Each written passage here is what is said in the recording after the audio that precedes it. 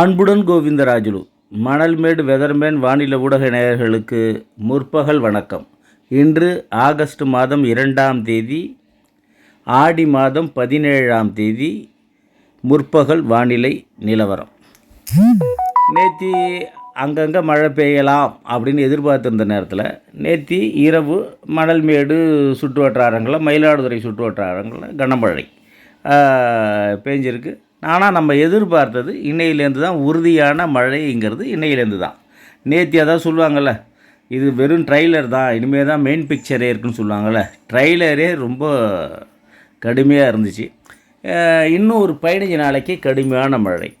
இதில் என்ன வருத்தம்னு கேட்டிங்கன்னா, குறுவை பயிர்கள் நிச்சயமாக பாதிக்கப்படும். அதற்கு வடிகால் வசதிகளை ஏற்படுத்தி, என்னடா இது வடகிழக்கு பருவமழை மாதிரி சொல்கிறானே நினைக்காதீங்க, ஏற்படுத்தி கொள்ள வேண்டியது மிக மிக அவசியம். ரைட்டு. அதுக்கப்புறம் பிடபிள்யூடியில் இந்த வாய்க்கால் தண்ணியெல்லாம் நிப்பாட்டணும், அதுக்கு ஏற்பாடு பண்ணுங்கள். ரைட்டுங்களா? அவசிய அறிவிப்பு.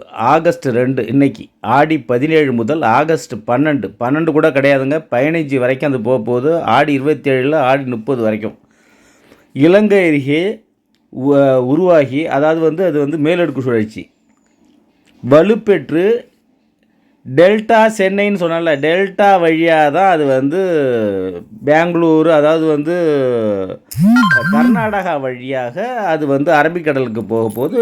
இன்னொரு சுழற்சி ஒன்று ஆந்திரா கிட்ட போகுது, தெற்கு ஆந்திரா கிட்ட மெதுவாக இது கரை கடக்க போகுது. அதனால தான் 15 நாள் மழை. இது நேற்று பேஞ்ச மழைங்க. மயிலாடுதுறை 42 செம்மனார் கோயில் கிட்டத்தட்ட 100 சென்டிமீட்டர், இதெல்லாம் மணல்மேடு 64 சென்டிமீட்டர், சீர்காழி 42, கொள்ளிடத்தில் மழையே பெய்யலை பாருங்கள், 1 மில்லிமீட்டர். பொறையாறு கிட்டத்தட்ட 4 சென்டிமீட்டர், மஞ்சளாறு கிட்டத்தட்ட 5 சென்டிமீட்டர். ரைட்டுங்களா? நேற்று எதிர்பார்த்ததை விட அதிகமான மழை பெஞ்சிருக்கு. இதில் இடி மின்னல், கடுமையான இடி மின்னலுங்க. எங்களுக்கு பக்கத்தில் இடி பெட்டார்னு விழுந்து இன்வெர்ட்ரு இதெல்லாம் போயிடுச்சு. நான் தான் சொல்லியிருப்பேன்ல, நீங்கள் நான் சொல்கிறது அலட்சியமாக நீங்கள் நினைப்பீங்க, பின்னாடி அது செய்யுங்க. நேத்தியே தெரிஞ்சிடுச்சு. ஏகப்பட்ட இடத்துல 440 ஆகி எல்லாம் போயிடுச்சு. அதனால் பம்பு செட்டு கேரியரை எடுத்து வச்சிங்க, தயவு செய்து சொல்கிறேன், பம்பு செட்டு கேரியரை எடுத்து வச்சிங்க. இல்லைன்னா ஸ்டார்டரு நோ வோல்ட் காயில் போயிடும், கேரியரை பிடுங்கி வச்சுருங்க. ரைட்டுங்களா?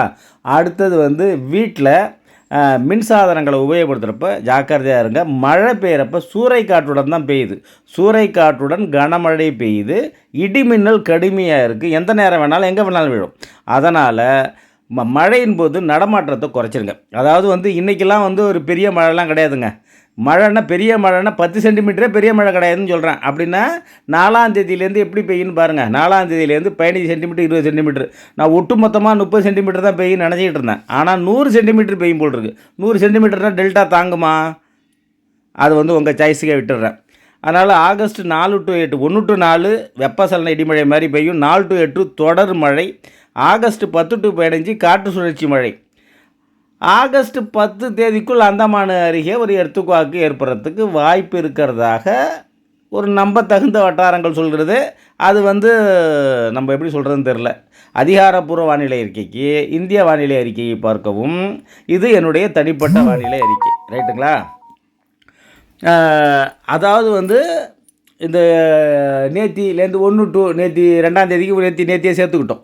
இன்றைக்கி 4ஆம் தேதி, ஆகஸ்ட் 4ஆம் தேதி வரைக்கும் ஒரு மதியம், ஒரு சாயங்காலம் ஆரம்பித்து விடிகிற வரைக்கும் ஒரு லேசாக மழை இருக்கலாம். ஒரு 7-8 சென்டிமீட்டர் மழை. அதாவது வடகிழக்கு பருவமழை காலத்தில் கூட இந்த மாதிரி பெய்யாது போல் இருக்குது. எப்பொழுதுமே தென்மேற்கு பருவமழை காலத்தில் தெற்க ஒரு நிகழ்வு வந்துச்சுன்னா தென் மாவட்டங்களுக்கு மழை பெய்யாத அந்த காற்று பகுதியெலாம் இருக்குது பாருங்கள், அதுக்கெல்லாம் சேர்த்து மழை பெய்யும். ரைட்டு. இதில் 2 முதல் 15 கொட்டி இருக்கப்படும் சூறைக்காற்றுடன் இடி மின்னல் பயங்கரம். இது இப்போ முக்கியமான அதான் சொல்லிகிட்டு இருக்கேன். அதாவது இதில் நீங்கள் போகாதீங்க. அதாவது யாருமே கொடை எடுத்துகிட்டு போகிறேன் அந்த முக்கியமான வேலை, தயவு செய்து போகாதீங்க. இது டெல்டாவை மையமாக தான் கரையை கடக்க போகுது இந்த மேலடுக்கு சுழற்சி. அதனால் டெல்டாவில் அதீத கனமழை இருக்கும், தமிழகம் எங்கும் மிக கனமழை இருக்கும். டெல்டா பயிருக்கு காப்பீடு 31ஆம் தேதி முடிஞ்சு போயிடுச்சு. ஆகஸ்ட் 14 வரைக்கும் எக்ஸ்டெண்ட் பண்ணியிருக்காங்க. தயவு செய்து விவசாயிகள் நான் கெடுத்ததாக இருக்கட்டும், அதை கட்டுறதுக்கு பாருங்கள். ஏன்னா அடுத்த வருஷம் எலெக்ஷன் வருது. அதனால் கொடுக்கறதுக்கான வாய்ப்புகள் இருக்குது. நிச்சயமாக குருவை பாதிக்கும். அதாவது கதிர் வந்துட்டு இருந்துச்சுன்னா அது வந்து கருக்காவா போகிறதுக்கு வாய்ப்பு இருக்குது. அறுவடை செய்கிற பயிர்கள் சாய்ஞ்சு வீணாக போகிறதுக்கு வாய்ப்பு இருக்குது. நிச்சயமாக அதை கன்சிடர் பண்ணுவாங்க. அதாவது வந்து வெளியில் நான் கொடை எடுத்துகிட்டு போகிறேன், நான் பாதுகாப்பாக போகிறேன், மரத்துக்கு கீழே அதெல்லாம் செய்யாதீங்க. தயவு செய்து செய்யாதீங்க. இன்னும் 10 நாளைக்கு ரைட்டுங்களா? திரும்ப கேட்டுக்கிறேன். மின் சாதனங்களில் வந்து அதை அடிச்சதுன்னு கையை வச்சு இதெல்லாம் பார்க்காதீங்க ரைட்டுங்களா? எல்லாமே எலக்ட்ரீஷியன் வச்சு பாருங்கள். அதான் பம்பு செட்டு அதெல்லாம் சொல்லிட்டேன் நான். ஆக்சுவலாக இது வந்து வேறு ஒன்றும் சொல்கிறதுக்கு இல்லை. இன்னையிலேருந்து மழையினுடைய தீவிரம் அதிகரிக்கும். அதாவது வந்து எப்படின்னு கேட்டிங்கன்னா 4ஆம் தேதி வரைக்கும் சாயங்காலம் வந்துருச்சுனாலே மழை வந்துடும். எப்படின்னா இல்லை ரேடாரில் கூட தெரியாது. ரேடார் கூட நான் அப்போ கூட நௌகாஸ்ட் அலர்ட் போடுவோம்ல, அது கூட தெரியாது. அப்படியே வந்து ஆவியாக மேலே போகும், உடனே மழையாக கொட்டும். அந்த மாதிரி இருக்கும். ஆனால் 3 ஷிஃப்டாக மழை வரும். மத்தியானம் ஒரு ஷிஃப்ட்டு, சாயங்காலம் ஒரு ஷிஃப்ட்டு, நைட்டு விடிய ஒரு ஷிஃப்ட்டு. இந்த மாதிரி மழை பெய்யும். 6.5 சென்டிமீட்டருக்கே வய தண்ணி நிற்க ஆரம்பிச்சிச்சு. இன்னும் பெய்ய போகிற 90 சென்டிமீட்டருக்கு என்ன பண்ண போகுதுன்னு தெரியல. நான் அதாவது வந்து எவ்வளோ அதாவங்க 2.5 மாதமாக மே மாதம் 3ஆவது வாரம் தென்மேற்கு பருவமழை ஆரம்பிச்சிச்சு. முன்னாடியே ஆரம்பிச்சிச்சு. அதுக்கப்புறம் வந்து இந்த மழை பெய்யவே இல்லை. எல்லாத்தையும் சேர்த்து வச்சு அதாவது வந்து 1 மாதத்து 2-3 மாதத்து சாப்பாடை ஒரே நாளில் சாப்பிட சொன்னால் சாப்பிட முடியுமா? இறங்குமா? அதுதான் இப்போ நடந்துக்கிட்டு இருக்குது. அதுதான் நடக்க போகுது. அதனால் இதுக்கு வேறு ஏதாவது அதிசயம் நடந்து இதெல்லாம் நடக்காமல் போனால் ரொம்ப நல்லது. ஆனால் நடக்கிறதுக்கான வாய்ப்புகள் அதிகமாக இருக்குது. இதை வந்து நிச்சயமாக உங்களை பயமுறுத்துறதுக்காகவோ அச்சுறுத்துறதுக்காகவோ தான் நான் சொல்லலை. முன்னெச்சரிக்கையாக இருக்கணுங்கிறதுக்காக தான் நான் திருப்பி சொல்லிகிட்டு இருக்கேன். நேத்தியே நீங்கள் பார்த்துருப்பீங்க. ஆனால் இன்றைக்கி 2ஆம் தேதி தான் நம்ம சொன்னது. 2ஆம் தேதியிலேருந்து தான். 1ஆம் தேதி லேசாக இருக்குன்னு சொன்னோம். 2ஆம் தேதியிலேருந்து அதிகம். 4ஆம் தேதி 5ஆம் தேதி 6ஆம் தேதியெல்லாம் எப்படி இருக்குன்னு பார்த்துங்க. நெருங்கங்காட்டியும் ரொம்ப கடுமையான ஒரு மழையாக இருக்கும்.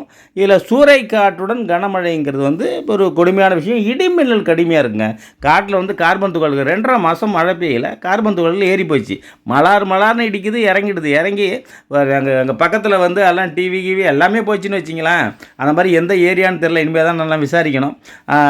இந்த மாதிரி எல்லா இடத்துலையும் நடக்கிறதுக்கு வாய்ப்பு இருக்குது. 15 நாள் இடிமின்னல் இருக்கும். அதனால் வந்து திரும்ப சொல்கிறேன், வந்து வடிகால விவசாயிகள் சரி பண்ணி வச்சிங்க ரைட்டுங்களா? நாளைக்கு ஒரு உன்னதமான ஒரு நாள், ஆடிப்பெருக்கு, உழவர் திருநாள். இதில் வந்து விடிய வர மழை பெஞ்சிட்டு இருந்துச்சுன்னா என்னாகும்? நீங்கள் வந்து ஒரு வேலையும் செய்ய முடியாது. அதனால் அதுக்கான இன்றைக்கி சாயங்காலமே மழை வந்துருக்கிறதுனால இந்த வீடியோ பார்த்த உடனே போய் ஜாமான் வாங்குறவங்க, அதாவது நாளைக்கு 18ஆம் பேருக்கு, ஏன்னா விடிஞ்சு மழை இருக்காது. நிச்சயமாக ஆற்றுல போய் சாமி கும்பிட்றவங்க சாமி கும்பிடலாம்.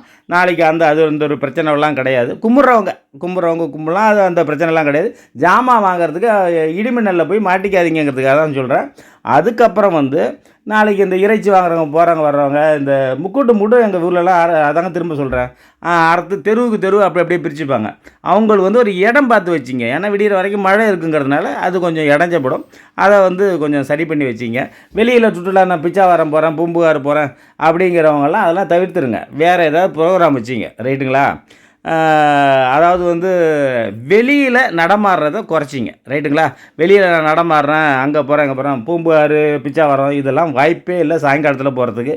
பகலில் ஒரு 11 மணி வரைக்கும் இல்லை. நாளைக்கெல்லாம் வந்து பகல்லே மழை வந்துடும். ஒரு ஷிஃப்ட் 3 ஷிஃப்ட்டு சொன்னல, பகலில் ஒரு ஷிஃப்ட்டு, சாயங்காலம் ஒரு ஷிஃப்ட்டு, நைட்டு ஒரு ஷிஃப்ட்டு. அதனால் 3 வாட்டி இந்த மழை வந்து விட்டுடுச்சுன்னாலும் நினச்சிட்டுலாம் போக முடியாது. அதனால் நிச்சயமான மழைங்கிறது வந்து இருக்குது 15 நாள் வரைக்கும். இதில் 4 to 8 மிக கனமழை, அதீத கனமழை இருக்குது. இதில் டெல்டாவில் அதீத கனமழையும், ஆந்திரா வரைக்கும் மழை, சென்னையிலையும் மழை, உள் மாவட்டங்களில் மதுரை, மத்திய மாவட்டங்களில் மதுரை வரைக்கும் மழை, இல்லை தென் மாவட்டங்களில் தூத்துக்குடி, கன்னியாகுமரி இதெல்லாம் தான் ஒரு கடுமையான மழை. நேற்று இது வந்து மேகம் ஏறினதே புதுக்கோட்டையிலேருந்து தான் வடக்காக ஏறிச்சு. அதாவது வடக்கு இது மேற்கிலிருந்து வர்ற காற்றை மட்டும் நம்பி இந்த மழை இல்லை. இந்த சுழற்சி மழை வட மேற்கிலிருந்து வரக்கூடிய காற்றையும் நம்பி தான் இருக்குது. அதனால் மேற்கு காற்று வந்து தள்ளிடும், அந்த கதைலாம் கிடையாது. வட மேற்கிலிருந்து காற்று வருது, அந்த காற்றும் குளிர்வீச்சு தான் இந்த மழையே செய்யுது. அதனால் இந்த மேகங்கள் வடகிழக்காக நகரும். அதாவது நமக்கெல்லாம் பேஞ்ச பிறகு தான் சென்னைக்கு அது போகும். அதாவது டெல்டாவில் ஏற்கனவே வந்து அங்கே பேஞ்சிட்டு நமக்கு வந்து தெரியுங்களா, சென்னையில் பேஞ்சிட்டு அந்த மாதிரி இருக்காது. இப்போ இங்கேருந்து தான் அங்கே போகும். இது வந்து அதான் இது பேலன்ஸ் பண்ணுறது. இந்த மழைங்கிறது வந்து நிச்சயம் நிச்சயம் நிச்சயம். ஜாக்கிரதையாக இருங்க. பயிரெலாம் வச்சுனா திருப்பி அதெல்லாம் பண்ணிக்கலாம். இன்சூரன்ஸ் பண்ணுறதுக்கு பாருங்கள். போட்டு மனசை போட்டு குழப்பிக்காதீங்க. எது என்ன நடக்குதோ, மேலே வானம் கீழே பூமி. எங்கள் தாத்தா அடிக்கடி சொல்லுவார், மேலே வானம் கீழே பூமி. நம்ம என்ன பந்தலா போட முடியும்? நடக்கணும், நம்ம ஜாக்கிரதையாக இருந்துக்கணும். அவ்வளோதான் விஷயம். பார்த்துக்குவோம். விவசாயிகளுடைய நிலைமையே இதுதானே, எப்போதுமே நடக்கிறது இதுதான். ரைட்டு, புரிஞ்சுப்பீங்கன்னு நினைக்கிறேன். நன்றி, வணக்கம்.